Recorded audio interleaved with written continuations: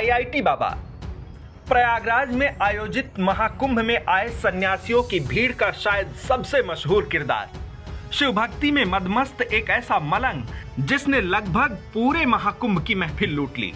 बड़ी संख्या में देश में आईआईटी बाबा के समर्थक भी बने। तभी आईआईटी बाबा से एक भारी मिस्टेक हो गई। दरअसल आईआईटी बाबा सन्यासी से बाबा वेंगा बनने चले थे। बाबा ने भारत पाकिस्तान के बीच खेले जाने वाले मैच को लेकर भविष्यवाणी कर दी। बाबा ने कहा था कि टीम इंडिया पाकिस्तान के खिलाफ चैंपियंस ट्रॉफी का मैच हार जाएगी, लेकिन दुबई के मैदान पर रोहित सेना ने पाकिस्तान को बुरी तरह धूल चटा दी और बाबा की भविष्यवाणी धरी की धरी रह गई। पाकिस्तान भारत के हाथों हारा तो फिर पूरे देश में बाबा को लेकर मीम्स की बौछार की जाने लगी। अब लोग कह रहे हैं कि आईआईटी बाबा जब तक सन्यास, सनातन और तप तपस्या की बातें करते थे वहां तक तो ठीक था। सर्व सिद्धि की राह में सर्वस्व त्यागने की बात करते थे, ये भी ठीक था। लेकिन भारत पाकिस्तान के मैच को लेकर आईआईटी बाबा को भविष्यवाणी नहीं करनी चाहिए थी। अब इसका एक और पहलू भी है।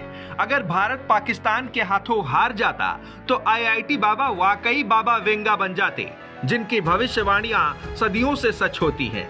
लेकिन अब तो पूरे देश में आईआईटी बाबा मजाक का पात्र बनकर रह गए हैं। बाबा की भविष्यवाणी अगर सच होती तो भगवान बन जाते, लेकिन अब क्या, बाबा की भविष्यवाणी गड़बड़ क्या हुई? लोग उनकी कही हर बातों को मजाकिया अंदाज में पेश कर रहे हैं।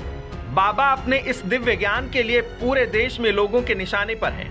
भारत पाकिस्तान के विरुद्ध खेले जाने वाले मैच को लेकर भविष्यवाणी कर आईआईटी बाबा ने उड़ती तीर पीठ पे ले ली। अब बाबा की ऐसी फजीहत हो रही है कि महाकुंभ की पृष्ठभूमि से जो इज्जत बाबा ने कमाई थी उसका पलीता हो गया है। वो कहते हैं ना, जाकर काम उसी को छाजे, दूजा करे तो डंडा बाजे।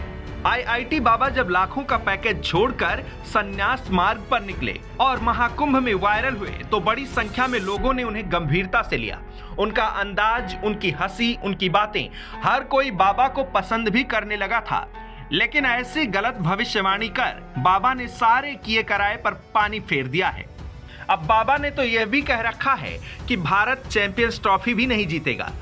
तो फैंस दुआ कर रहे हैं कि जिस तरह पहली भविष्यवाणी साबित हुई, इसी तरह दूसरी भविष्यवाणी भी साबित हो जाए।